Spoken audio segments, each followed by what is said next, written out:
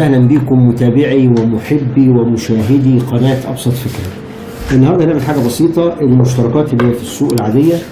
طبعا احنا جربنا نشغل عليها أكتر من جهاز، لقينا السلك ده بيسخن، الفيشة بتسخن، الزرار ده بدأ يطلع شرز جامد، وبالتالي ممكن يتسبب إنه يحرق أي جهاز.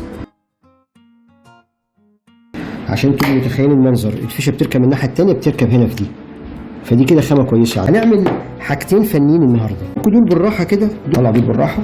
أسلاك ضعيفة خالص للأسف، ما ينفعش إن أنت تعتمد عليها. هنبتدي نغير الأسلاك دي، نركب أسلاك تستحمل أمبير أعلى، ده يعمل ذبذبة جامدة.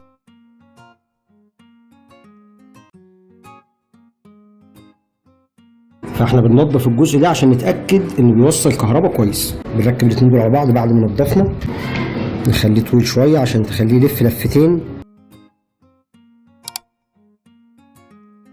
نجيب الكليبس بتاعنا، ندخل دي كده ضمننا ان الجزئين دول كده بقى التوصيل بتاعهم حاجه كويسه جدا، مش هيبقى فيه اي ذبذبه، مش هيحصل اي سخونه داخل المشترك. جبنا كابل يستحمل امبير اعلى من اللي كان فيه، وصلنا دول تمام، مفيش اي حاجه فيهم فيها ذبذبه. هنفك الفيشه اللي كانت راكبه في القديم كده في نفس السلك الجديد،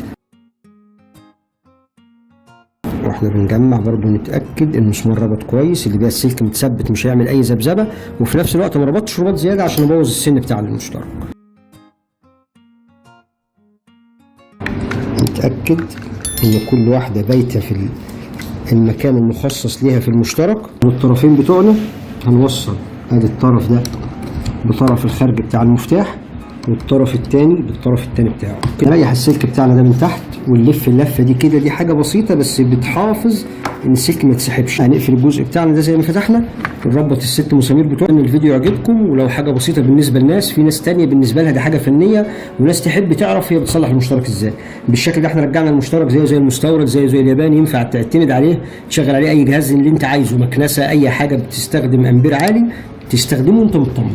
شكرا، ونشوفكم الفيديو الجاي.